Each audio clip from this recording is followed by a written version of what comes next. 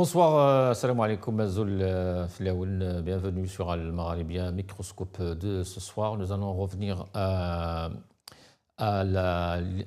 l'adoption de quelques lois donc hier par l'Assemblée nationale populaire, l'APN. 5 lois ont été adoptées hier donc, par l'Assemblée nationale, APN. Brahim Bourali a affirmé que ces 5 lois reflétaient justement la vision de réforme cohérente et intégrée en cours de mise en œuvre sous la conduite éclairée du président de la République, Abdelmajid Tebboune. Nous allons revenir aujourd'hui à quelques-unes de ces lois, mais surtout à leur tête la loi sur les partis politiques. Une polémique et débat est déclenché depuis quelques semaines déjà, pour ne pas dire depuis quelques mois, autour de cette question. Ces réformes donc, de partis politiques en Algérie, nous allons donc en discuter ce soir avec nos invités. Le comment de la chose, le pourquoi et surtout comment les partis politiques vont réagir par rapport à cette loi, si il y a réaction d'ailleurs ou pas. Pour en parler avec moi ce soir ici sur le plateau, Adel Boucherguine, journaliste et militant politique. Adel Boucherguine, bonsoir. Azoul marhaba bik. Bonsoir Hussein, merci pour l'invitation. Et bonsoir aussi à tous ceux qui nous regardent en ce moment. Yatek sah. Avec nous aussi depuis Alger, Mohamed Lebt, aussi cadre du RCD, chargé aux élections au sein du parti. Monsieur Lebdoussi, bonsoir. Azoul marhaba bik. Je ne sais pas. Monsieur Lebdoussi, bonsoir. Azoul.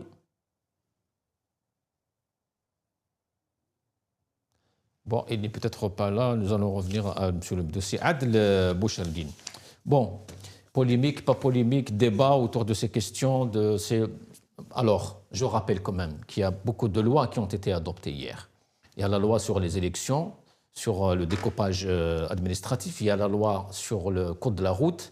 Il y a la loi sur la criminalisation de la colonisation. Et ce qui nous intéresse beaucoup plus aujourd'hui, c'est la loi sur les partis politiques.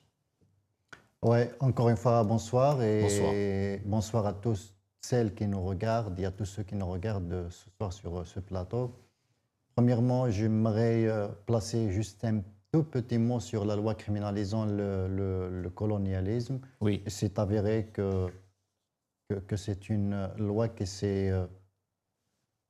c'est une montagne en fait qui a accouché d'une souris, puisque elle a été vidée de tout son sens et elle est devenue obsolète et n'a même pas besoin d'être adoptée, puisque ce qu'attendent les Algériens en fait de cette loi et de ce que la France doit à l'Algérie sur les 132 ans de colonialisme, et d'atrocités, de torture, de tout un système colonial sur l'Algérie, sur nos ancêtres, sur nos grands-parents, sur nos concitoyens, n'a pas été en fait le cœur de cette loi, et il n'exige rien à la France de ce qu'elle a commis en Algérie. On peut contrairement a été dit, chanté pendant des mois et des mois. Tout à fait. En fait, c'était destiné beaucoup plus à la consommation locale.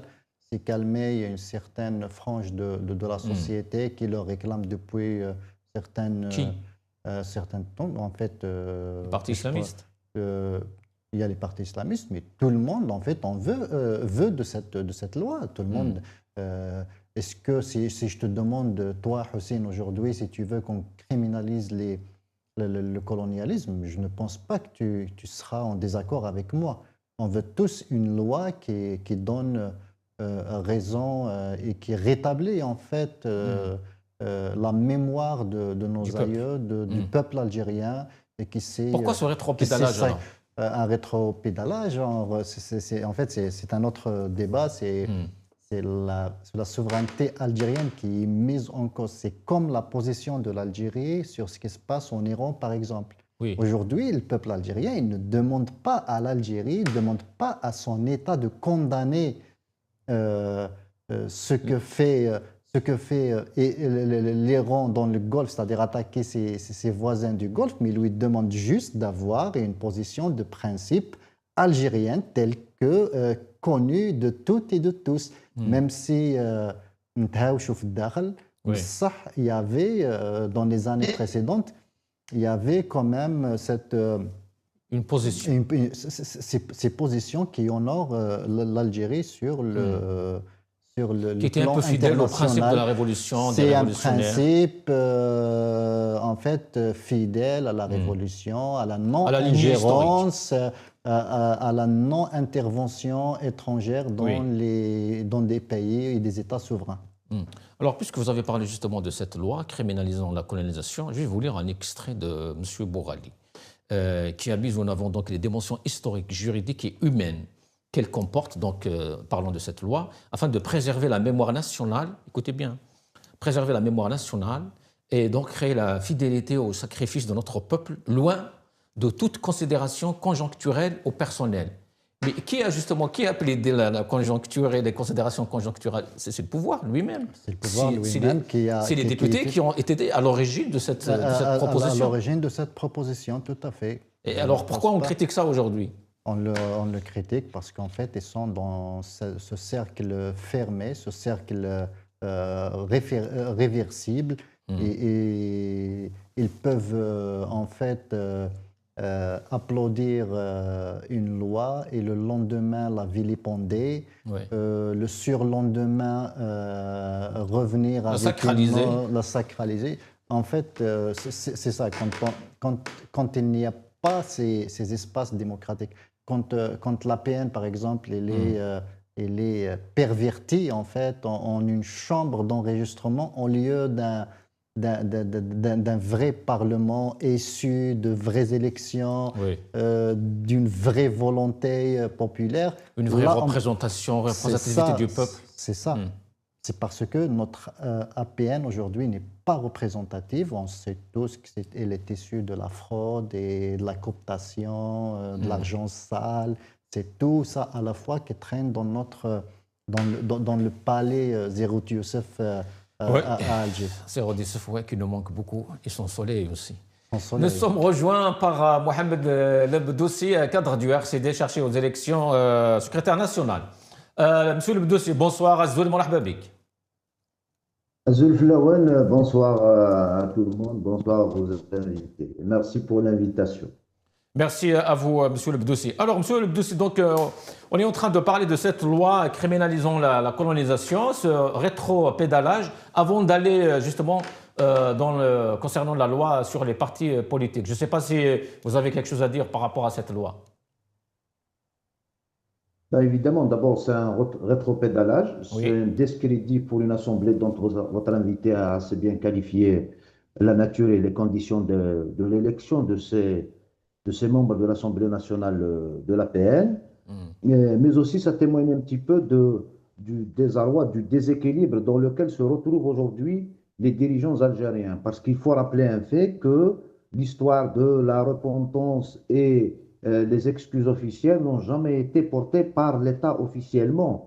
C'est plutôt pour pouvoir traiter une question aussi sensible telle que la mémoire et encore plus la colonisation avec tous ces crimes, avec toutes ces enfumades, avec tout ce qu'a commis le colonialisme français en Algérie. Il faut d'abord le remettre entre les mains des historiens pour pouvoir, c'est un élément fondamental pour nous, il faut que les générations actuelles et futures prennent compte et connaissent assez très bien l'histoire de leur pays, tout ce qu'a vécu le pays, qu'est-ce qui a mené vers les combats menés et les sacrifices pour pouvoir arracher notre indépendance, d'abord en interne, et par la suite savoir dépasser cette situation et construire des liens avec l'autre rive de la Méditerranée, qui est la France bien évidemment, avec lesquels nous avons des liens assez approfondis sur le plan social, sur le plan économique, sur le plan culturel, y compris géographique. Donc la question mémoriale ou de l'histoire et de la relation entre l'Algérie et la France doit être d'abord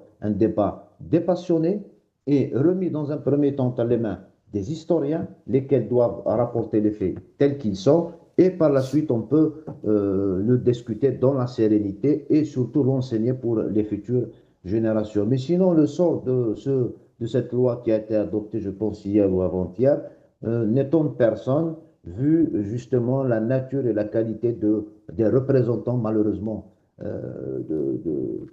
du peuple au sein de l'Assemblée nationale. Donc, il faut s'attendre à toute dérive, malheureusement. Mais monsieur le Bdoussi, est-ce qu'on aurait droit, j'allais dire, de revoir toutes ces personnes, toutes ces personnalités, toutes ces députés, ces présidents de partis qui ont même sauté de joie, d'Allahu Akbar, des prières à la PN, etc. Aujourd'hui, condamner ceci ou pas? Je n'ai pas entendu la question, s'il vous plaît. Je disais, est-ce que tous ces députés, justement, qui ont fait l'éloge de cette loi, est-ce que demain, aujourd'hui, ce soir, dans une semaine, vont faire des déclarations, des réactions par rapport à ce rétropédalage ou pas? Ou ils vont dire Tahya Raïs malgré tout? Voilà, Tahya Raïs malgré tout, ils ont l'habitude, on dit en arabe, ils ont fait pire que ça, parce que là, ça traite d'une question peut-être qui ne touche pas d'une manière directe la vie quotidienne du citoyen, mais ils ont fait pire que ça. Ils ont adopté, voté des lois qui touchent directement le pouvoir d'achat des Algériens.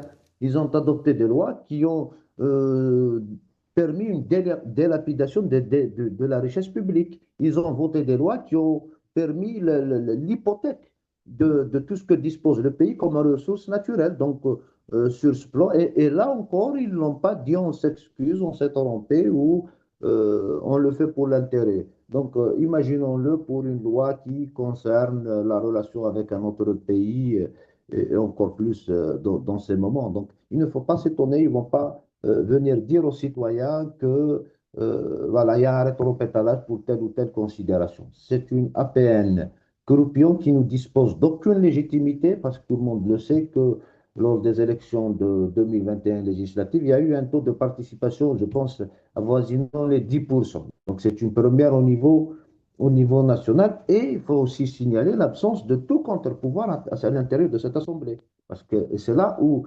l'intérêt de la présence justement des contre-pouvoirs dans les assemblées, les contre-pouvoirs ont première vocation plus de l'opposition et de la proposition, c'est prémunir ces institutions d'éventuelles dérives institutionnelles parce que le plus grand danger pour un État, c'est le risque d'une dérive institutionnelle.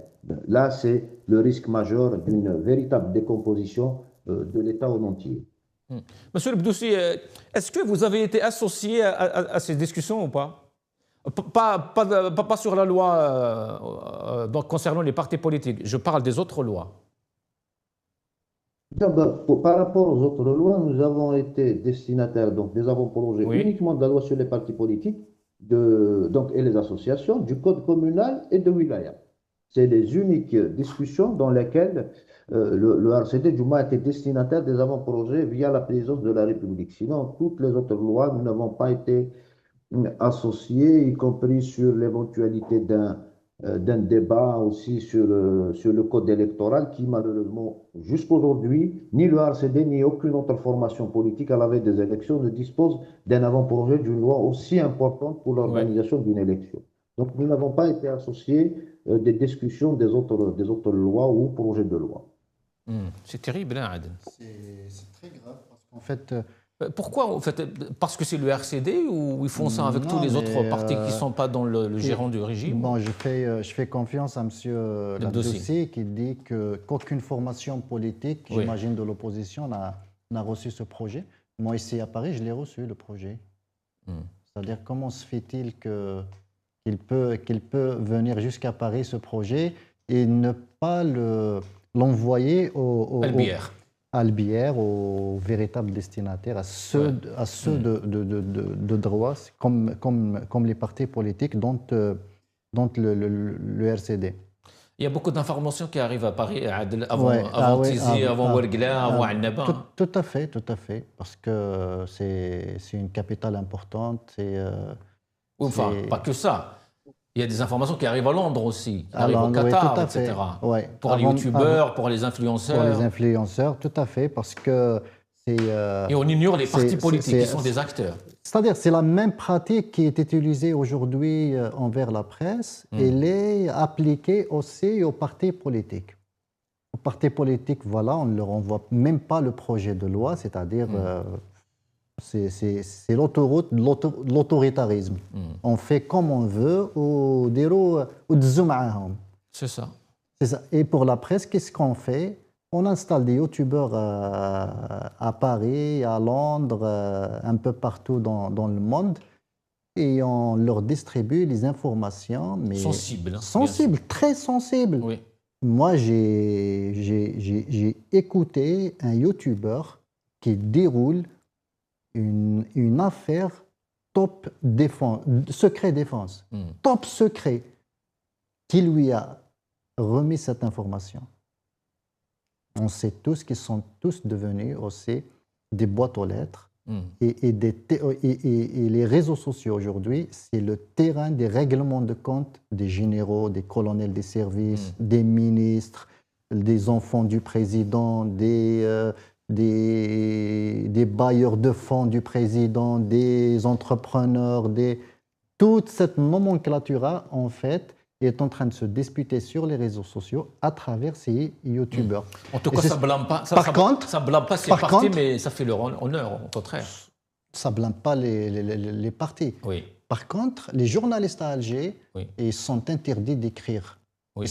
Ils sont quasiment interdits d'exercer leur profession, leur métier de journaliste convenablement, comme dans toute... Même d'aller interviewer Mohamed El Abdoussi, par exemple, à Al-Khabar, ou le Soir, ou le Watan, j'imagine qu'ils n'ont même pas le droit de faire ça. Oui, toute la presse, je pense qu'elle est totalement fermée aujourd'hui. Vous confirmez, M. El Abdoussi? Même les deux journaux qui étaient à... Oui, on vous écoute. Oui, évidemment. Non, je tiens juste une petite précision. Quand j'ai parlé d'avant-projet, je parle de l'avant-projet du code électoral. Oui. Il n'a pas été envoyé aux partis politiques. Nous n'avons aucun brouillon. Donc, si notre ami dispose de l'avant-projet du code électoral, qu'il le partage avec nous avec grand plaisir. Mais sinon, ça va être... Merci. Par rapport... Oui. Bon, nous allons regarder cette petite vidéo et je reviens. إن جلستنا اليوم خصصت للتصويت والمصادقة على قوانين تمس صميم الحياة السياسية والإدارية والمالية لبلادنا وتعكس بوضوح ديناميكية الإصلاح التي تشهدها مؤسسة الدولة تحت القيادة الرشيدة للسيد عبد المجيد تبون رئيس الجمهورية. إن التصويت على مشروع القانون العضوي المتعلق بالأحزاب السياسية ومشروع قانون تسوية الميزانية لسنة 2023 والمصادقة على النص المتعلق بالتنظيم الإقليمي للبلاد بالإضافة إلى المصادقة على النص المتضمن الأحكام محل الخلاف في نص القانون المتعلق بتجريم الاستعمار الفرنسي للجزائر والنص المتضمن قانون المرور الذي يعتبر إجراء دستوريا ضمن المسار التشريعي وتعبير عن إرادة ترسيخ دولة القانون وتعزيز الممارسة الديمقراطية. Adel Bouchari, il y a eu des amendements à ce projet de loi. Oui. Pourquoi ils n'ont pas été pris en compte? Et pourquoi les mêmes députés d'ailleurs, les mêmes députés qui ont été fâchés par rapport à ce projet de loi, les mêmes ont adopté cette loi? Non, mais en fait, c'est quoi? À la majorité absolue, hein, d'après Bourali. En fait, quand on parle de la politique, on parle de partis politiques, oui. Et on parle d'un cadre législatif qui régit en fait ces partis politiques, et on parle de cette loi qui vient d'être adoptée sur les partis politiques. Tout d'abord, c'est quoi un parti politique? Un parti politique, c'est un cadre légal qui réunit des militants, des sympathisants d'une idée, d'un projet de société, autour d'un projet d'une politique. Et qui se rassemblent et sont là sur un projet, etc.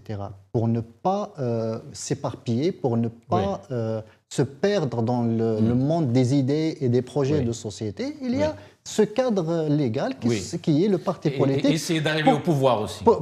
Pour se réunir, évidemment, si on a un projet, si on a un projet de société, c'est qu'on milite pour le mettre en œuvre. Et pour le mettre en œuvre, on doit arriver au pouvoir. Ça, c'est clair. On va donner un tout petit aperçu rapidement de la situation politique du pays aujourd'hui. beaucoup de cadres politiques sont aujourd'hui interdits d'exercer de la politique. Même si la Constitution leur permet, leur donne ce droit d'exercer de la politique, ils sont interdits d'exercer de la politique. Beaucoup de militants politiques aujourd'hui et cadres sont interdits de quitter le territoire national. Pourtant, la Constitution algérienne, les conventions internationales ratifiées par l'Algérie leur garantit le droit à la libre circulation. Oui. Ce n'est pas le cas en Algérie. Plusieurs militants, des dizaines de militants politiques aujourd'hui sont en prison. Et pourtant, la Constitution algérienne, la Charte des droits humains, toutes les conventions ratifiées par l'Algérie leur garantit ce droit à l'expression, ce droit à l'exercice politique, ce droit démocratique. Ils sont en prison pour l'exercice politique. Pour délit d'opinion, pour des rassemblements, oui. Pour atteinte à des symboles, l'unité nationale, oui. Etc. Qu'est-ce que ce projet de loi est venu rapporter à la situation actuelle? Il est venu officialiser cette situation. Parce que cette situation n'était pas prévue dans la loi. Maintenant, il y a la loi qui protège ce système et qui te dit qu'il est désormais interdit de faire de la politique dans notre pays. Je te donne un simple exemple. Oui. Pourquoi cette loi elle est dangereuse? Il y a un article, moi j'ai pris la peine de lire cette loi. يقول لك يمنع على الحزب السياسي إقامة أي علاقات تبعية للمصالح والجهات الأجنبية أي كان شكلها. Qu'est-ce que ça veut dire ça concrètement? C'est-à-dire le FFS, qui est membre de la deuxième internationale et dont il participe aux réunions et aux congrès, il est appelé à cesser toute relation avec ce conglomérat politique international qui est l'ES. On prend par exemple le Parti des travailleurs. Le PT, c'est un parti qui est membre de la 4e internationale. Oui. Et la 4e internationale, si vous vous rappelez, elle était à fond dans ce soutien à Louis Ahnoun lorsqu'il était emprisonné et elle a soutenu tous les militants algériens aussi qui étaient emprisonnés durant la folie de Ahmed Gaïd Salah. Maintenant, le PT, il est appelé à rompre toute relation, selon cet article de loi, oui. avec ses partenaires étrangers. On a des militants des partis politiques conservateurs, islamistes, etc., qui ont aussi, comme tous les autres partis politiques, des liens de partenariat, d'échange d'idées, oui, de projets oui. à l'international, oui. et notamment le congrès de Kuala Lumpur en Malaisie, auquel le MSP a une place très importante. Aujourd'hui, ces conservateurs, ces islamistes aussi, comme les démocrates et les socialistes, sont interdits d'entretenir des liens ou de relations avec ces entités basées à l'étranger. Qu'est-ce qu'il y a aussi dans ce projet de loi? Il y a le fait que dans plusieurs articles, il promet la prison à des décalages de langage, à des dérives dans ton langage. C'est-à-dire, si tu dépasses à un moment donné, tu dis quelque chose qui n'était pas dans son contexte, etc. Ce n'est plus des amendes ou des rappels à l'ordre, mais c'est-à-dire, ils veulent faire de cette loi le prolongement du code pénal, c'est-à-dire le 87 bis qui va gérer à peu près ces affaires politiques, alors que ce n'est pas sérieux. Donc cette loi, je pense qu'elle est dangereuse d'abord pour les partis politiques, elle est dangereuse pour la démocratie, elle est dangereuse pour tout cadre politique, pour tout militant désireux exercer son droit constitutionnel, démocratique d'exercice de la politique. Merci Adel. Nous allons poser justement cette question à Mohamed Lebdoussi, et il est avec nous, il est cadre politique au sein du RCD. Monsieur Lebdoussi, alors, comment vous avez justement, vous, au sein du RCD, appris cette loi, la réceptionné, etc. C'est un principe, l'adoption de toute loi en particulier celle à caractère politique, suppose nécessairement une mise en place d'un climat propice pour son application. Et dans les conditions actuelles, on ne peut pas parler de l'application de la mise en œuvre d'une loi, que ce soit sur les partis, les associations, les syndicats, n'importe laquelle, au moment où, tous les espaces du débat public sont fermés et restreints. Notamment, je parle de l'opposition démocratique et de la voix discordante. Les médias sont totalement fermés, les espaces verrouillés. Il n'y a aucune garantie d'un exercice politique libre, responsable et autonome et équitable entre les partis politiques. Et je profite encore une fois pour la énième fois d'appeler les dirigeants algériens à la nécessité, l'urgence, voire l'obligation d'ouvrir le champ du débat public. Il faut que les citoyennes et citoyens algériens arrivent à discuter entre eux sur et partager leurs préoccupations, la situation qui prévaut au niveau national, y compris international, les dangers qui guettent le pays aujourd'hui. Il faut permettre aux gens de discuter, mais aussi il faut garantir une ouverture des espaces médiatiques. C'est-à-dire, notre ami tout à l'heure a effectivement raison en disant que la presse ne couvre plus les activités du Rassemblement pour la culture et la démocratie, ni la presse écrite, ni la presse numérique, ni encore plus les chaînes publiques et parapubliques. Donc, c'est le seul moyen de pouvoir redonner confiance aux citoyens pour qu'ils participent d'une manière effective, réelle et responsable dans l'exercice politique. Et encore une fois, pour nous, une loi sur les partis politiques, c'est-à-dire le débat pour nous ne saurait être limité aux aspects techniques de la loi, c'est-à-dire la forme de la loi. À titre d'exemple, ce n'est pas uniquement les questions de la fondation ou la création des partis politiques, ou bien les mécanismes de la gestion interne qui nous importent réellement dans ce contexte, même si ils dressent un parcours de combattant pour pouvoir créer un parti politique dans notre pays. Ils mettent des conditions. J'en rajoute que à l'intérieur de la gestion c'est-à-dire le parti perd toute son autonomie et autorité de ses instances dans la gestion interne du parti, de ses instances et de son parti. Donc pour nous, nous avons exposé notre vision, que ce soit en public ou devant la commission parlementaire, en disant que c'est une volonté de mettre sous tutelle administrative et du ministère de l'Intérieur les partis politiques. Et je rebondis pour dire que, effectivement, c'est une forme de légaliser l'arbitraire. C'était le président du parti, Ahmed Mazouz, qui a qualifié l'article 87 bis de la légalisation de l'arbitraire.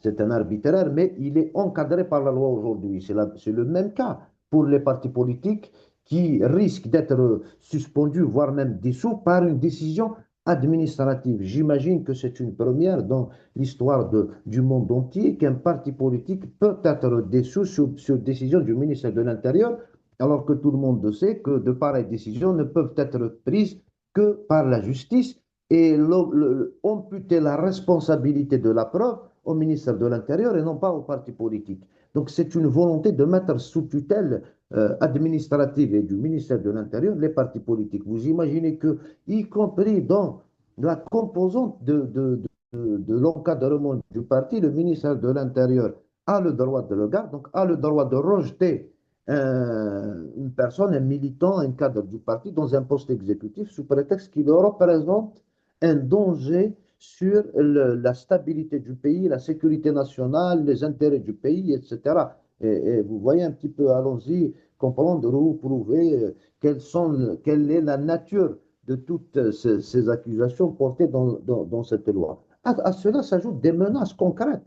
Parce qu'arriver à menacer des gens de prison parce qu'ils ne répondent pas aux exigences ou à l'agenda, à la feuille de route des dirigeants, arriver au point de menacer un parti de dissolution parce qu'il a regroupé des gens à l'intérieur de ses sièges ou parce qu'il a tenu un discours critique à l'orientation du gouvernement de l'État, ça c'est une véritable forme de légalisation de l'arbitraire.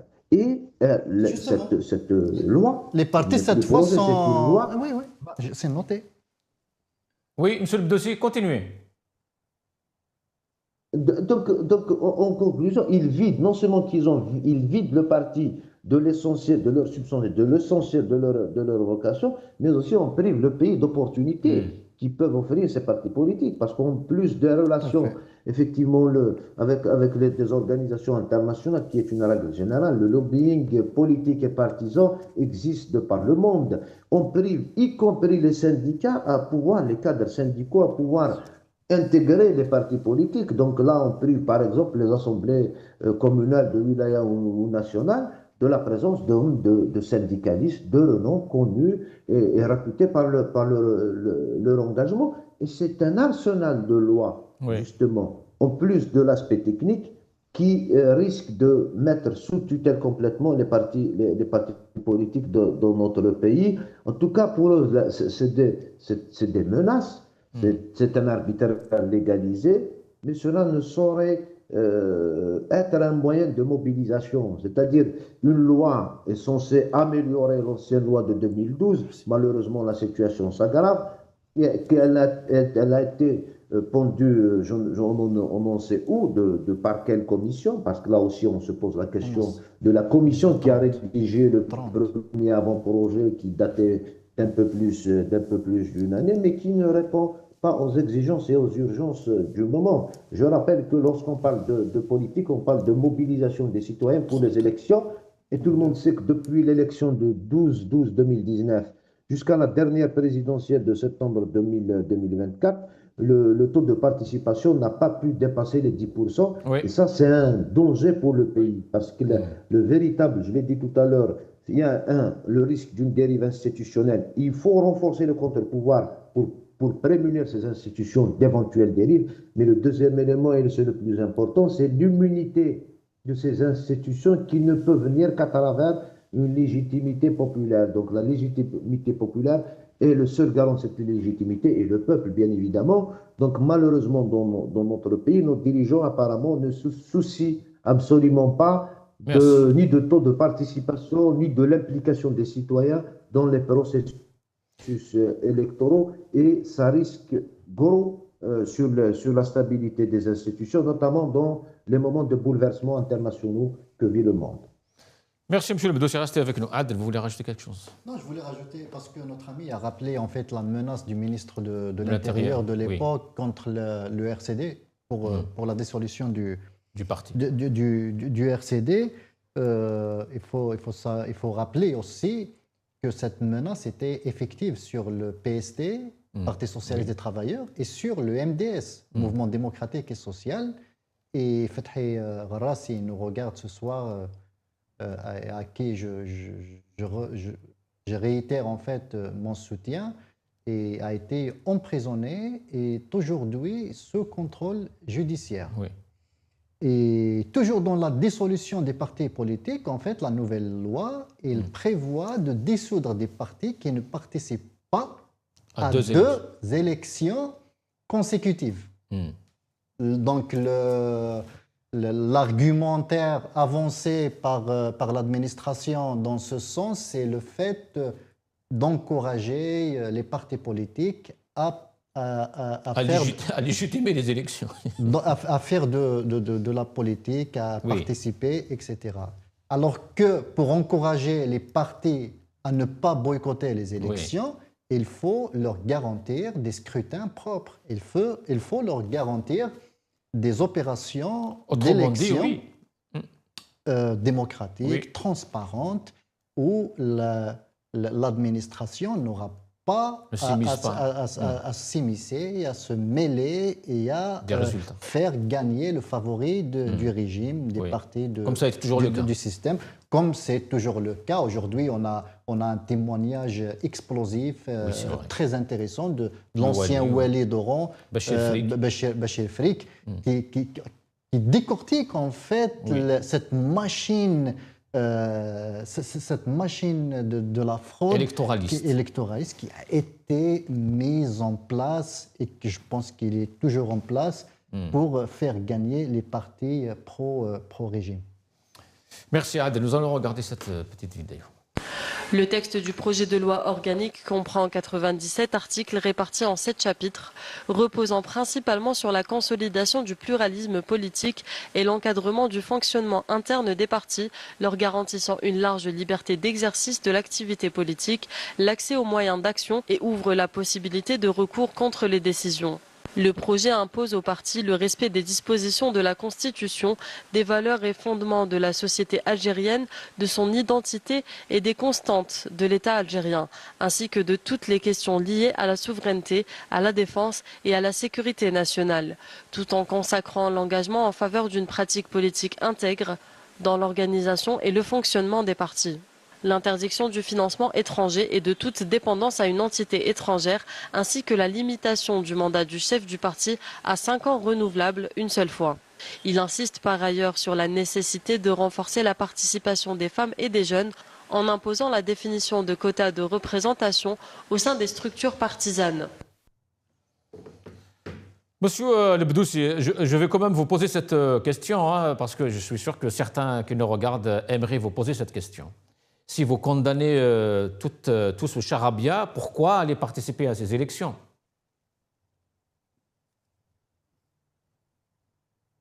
La participation aux élections ou son boycott d'abord est du ressort, vous le savez pertinemment, et ça rentre justement dans le cadre de la préservation de l'autonomie des instances du parti, du Conseil national du parti. Il y a eu un débat, une discussion, un échange, tel qu'en 2021, quand on a décidé de boycotter les élections municipales et législatives de 2021, tel qu'en 2 février 2019, quand le Conseil national a décidé de disqualifier la présidentielle de 2019. Cette fois-ci, le Conseil national a décidé de participer aux élections législatives et locales de 2026, si elles auront lieu, évidemment. Maintenant, les arguments, ils sont multiples. Premièrement, on agit en conséquence de la situation.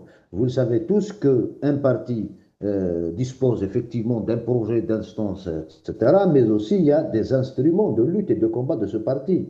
En plus du militant, en plus du projet, en plus du programme, la présence dans les institutions est aussi un instrument du combat, notamment dans ce contexte. Il ne faut pas voir les mêmes conditions quand 20 millions d'Algériens étaient dehors. Aujourd'hui, il n'y a plus de moyens de se mobiliser dans la rue, il n'y a plus d'espace médiatique ouvert, les espaces publics se rétrécissent de plus en plus. Il faut profiter de cet instrument du combat qui est justement la présence dans les institutions d'un côté. Deuxièmement, il y a des combats aussi qui doivent être menés à l'intérieur des institutions, y compris ce mouvement populaire, ce Hirak, son esprit, son idée doit être portée, et elle a disparu dans la rue, mais elle doit être portée à l'intérieur des institutions, et nous aurons cette responsabilité de le faire honnêtement et en toute responsabilité, et on le fera avec et pour les citoyens algériens. Et bien évidemment, il y a des conditions, un danger effectivement qui guette aussi encore une fois les institutions du pays. Si aujourd'hui on fait de la politique, c'est justement pour améliorer la situation du pays, moyennement, bien, parfaitement, mais l'essentiel c'est de contribuer en tant que cadre politique, ayant l'idée de créer, de fonder un parti pour pouvoir, je l'ai cité tout à l'heure, par exemple, de prémunir l'État d'une éventuelle dérive institutionnelle. Parce que qui sera le perdant au cas de dérive institutionnelle dans le pays? C'est le peuple algérien, c'est le citoyen algérien. Ce ne seront ni les dirigeants, ni les dignitaires algériens. Donc cette question de participer ou pas est une question qui répond à des exigences. Je parle dans notre pays, mais sinon, quel parti dans le monde ne voudra pas participer aux élections? C'est la vocation d'un parti politique, c'est de prendre une partie du pouvoir, la moitié, pourquoi pas la totalité du pouvoir. Est-ce qu'aujourd'hui, il y a des garanties justement qui ont été données par ce pouvoir ou pas, Mohamed Lebdoussi? Parce que certains parlent de ce code justement ou de cette loi par rapport à ça. C'est qu'il y a énormément de contraintes, il y a énormément de codes, etc. Comme disait Adel Boucherguel à l'instant, c'est le code pénal en fait qui est contenu, c'est un prolongement. Mais en même temps, est-ce que ça donne des garanties ou pas d'une élection libre, d'une vie politique prospère, indépendante, etc. Mais vous savez, si on conditionne l'exercice politique à des garanties en Algérie, on ne fera plus de politique. Et vous le savez tous qu'il il n'y a aucune condition ou garantie d'un exercice politique normal. Notre ami l'a évoqué tout à l'heure. Deux partis ont été dissous, des organisations, des gens sont sous IST1, d'autres en prison, d'autres ont préféré prendre la fuite et quitter le pays. Donc si on conditionne l'activité politique en général et la participation aux élections à des exigences, à quelques formalités, nous n'allons pas faire, on ne fera plus de politique ou sinon à défaut rejoindre les autres partis. Donc oui, il n'y a aucune garantie ni du pouvoir, ni de l'administration, ni du gouvernement par rapport à la transparence des élections. Mais là, nous sommes dans une étape justement de lutte et de combat depuis l'avènement du multipartisme. L'opposition algérienne était dans une dynamique de lutte pour arracher le maximum d'abord d'espace d'expression et par la suite arracher un minimum aussi de cadre d'exercice politique. C'est pour ça que les partis doivent se mobiliser afin de garantir ou d'immuniser, de sécuriser le scrutin par eux-mêmes, notamment dans leur fief. Mais sinon, il ne faut pas conditionner la participation ou l'activité politique, surtout de l'opposition, à des garanties d'un quelconque segment du pouvoir, quelle que soit sa nature ou l'institution dont il est mal. Merci. Adel Boucharguine, c'est presque... Moi, je voulais revenir en fait sur le reporting ou le VTR de la journaliste. Oui.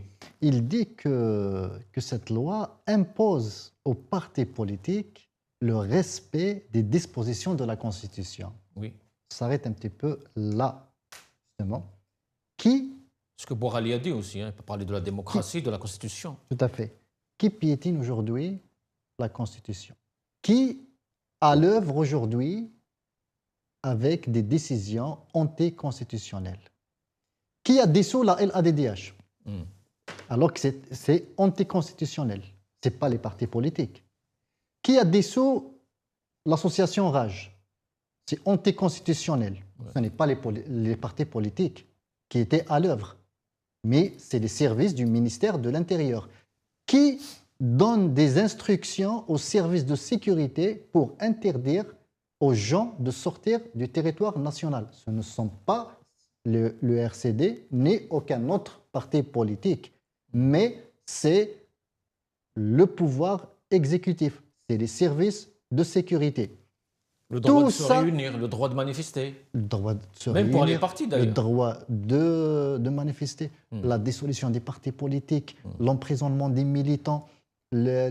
En fait, il y a une chape de plomb aujourd'hui dans le pays. Qui en est responsable? Certainement pas le FFS, pas le RCD, pas le Parti des travailleurs, mais c'est bel et bien l'administration algérienne, les services de sécurité algériens, l'exécutif algérien et tous ceux qui constituent le pouvoir algérien qui en est à l'œuvre et non pas les partis politiques. Justement, j'allais vous poser la question par rapport à ça. C'est que cette participation aux élections, pour certains, ça reste essentiellement philosophique. Pour d'autres, c'est existentiellement politique. C'est qui est Dijon, par exemple, il veut participer, c'est pour ça. Un parti politique est fait pour ça, pour faire de la politique, ouais. Pour participer, pour arriver au pouvoir, prendre des postes, etc. C'est aussi une décision souveraine d'un parti politique. Exactement. Mais aujourd'hui, alors, ce débat, comment concilier entre ces deux positions? Parce qu'il y a des gens aujourd'hui, qui sont même nos amis, ouais. Qui pensent qu'on ne peut pas participer aux élections organisées par ce pouvoir. Ouais, dans ce cas, il faut faire quoi? Mais après, participer, il faut, comme l'a bien expliqué notre ami, avoir les moyens de sa politique de participation. Boycotter, il faut aussi avoir les moyens de sa politique de boycott. Maintenant, si on boycotte... Oui, par rapport à l'État, par rapport au pouvoir...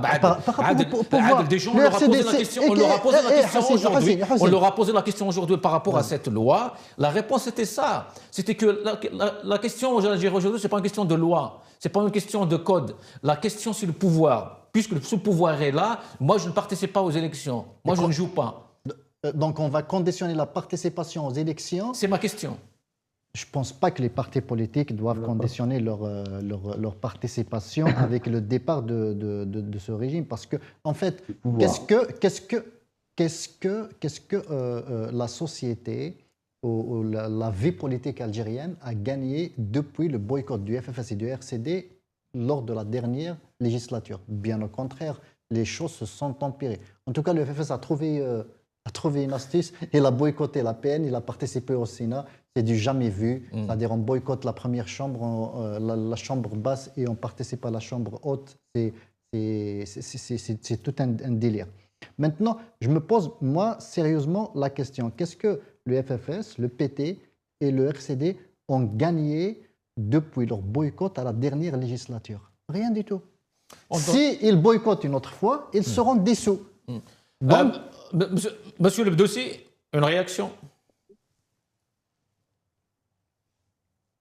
Je le rappelle encore une fois, on se rejoint sur le fait qu'il ne faut pas d'abord conditionner la participation à des garanties ou à la disparition du pouvoir. Au contraire, nous sommes là justement à œuvrer pour le changement du système, parce que le RCD, sa ligne politique principale est justement l'avènement d'un État de droit qui garantit l'alternance démocratique au pouvoir. Et donc, en gros, c'est le changement du système de gouvernance dans notre pays. Donc, il ne peut être conditionné d'une aucune manière. Maintenant, qu'est-ce que le RCD a gagné en boycottant les élections? Ça nous permet justement... Alors, je rappelle que nous avons boycotté 2 élections. En 2002, il y avait entre l'électeur et l'urne un bain de 127 jeunes Algériens qui étaient assassinés. Et en 2021, il y avait entre nous et l'urne l'inexistence d'électrices et d'électeurs, parce que je le rappelle qu'il y a eu des députés élus avec 20-30 voix. Donc, de quelle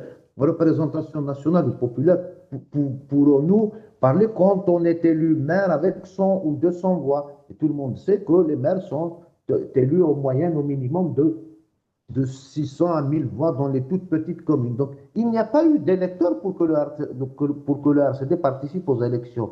Donc ça, c'est un principe, c'est une règle pour nous, et ça fait partie justement du fonctionnement de la ligne et de la ligne du parti. On ne peut pas participer quand il n'y a pas d'électeurs sur lesquels nous pouvons compter. C'est une autre conjoncture aujourd'hui. Nous, par contre, nous devons justement saisir cette opportunité de la situation. D'abord, la décomposition des institutions et des assemblées à tous les niveaux, que ce soit communal, wilayal ou national.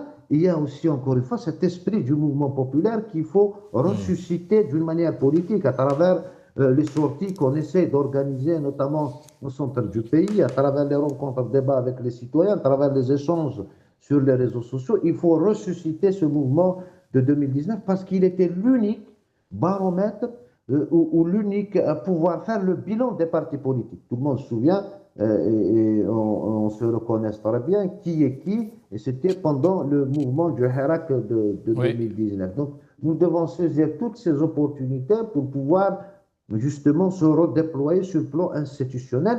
C'est ce déploiement sur le plan institutionnel qui nous permettra justement de reprendre un petit peu un fonctionnement plus efficace dans la revendication et dans la lutte. Merci Mohamed Bdoussi. Restez avec nous. Adel, un dernier mot.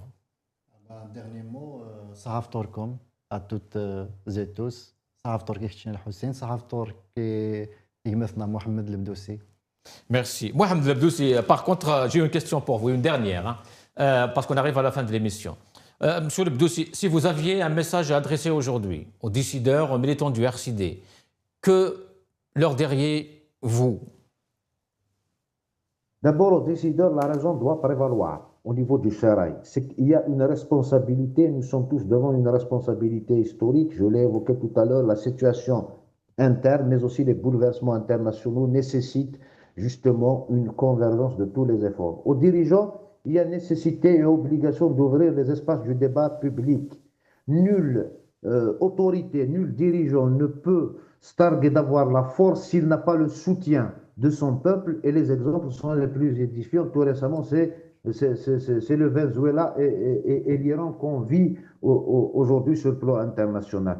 Pour l'ensemble de la classe politique, il faut savoir s'unir autour des éléments qui nous lient. Il faut pouvoir évacuer les éléments clivants. Il y a un minimum sur lequel nous pouvons s'unir. Donc les forces démocratiques et républicaines dans notre pays doivent savoir trouver un moyen d'union autour des éléments de convergence et pouvoir créer un véritable rapport de force, que ce soit pour les jours à venir, mais aussi à l'intérieur des institutions pour en garantir un minimum de fonctionnement institutionnel pour être ce contre-pouvoir qui va prémunir ces institutions d'une éventuelle dérive et pourquoi pas asseoir une nouvelle forme de gouvernance qui va ouvrir la voie à une forme de transition qui peut être négociée, qui peut être graduelle, qui amènera un nouveau système politique dans notre pays. Merci Mohamed Lebdoussi, يعطيك الصحة، تنمير صحة فطورك. Merci à vous, merci صحة فطوركم. Merci Saïd. Merci Adel Bouchadli, صحة فطورك. يعطيك الصحة. Merci à vous toutes et à tous. On arrive à la fin de cette émission. قيمة ديال هنا صحة فطوركم. À demain, Inch'Allah.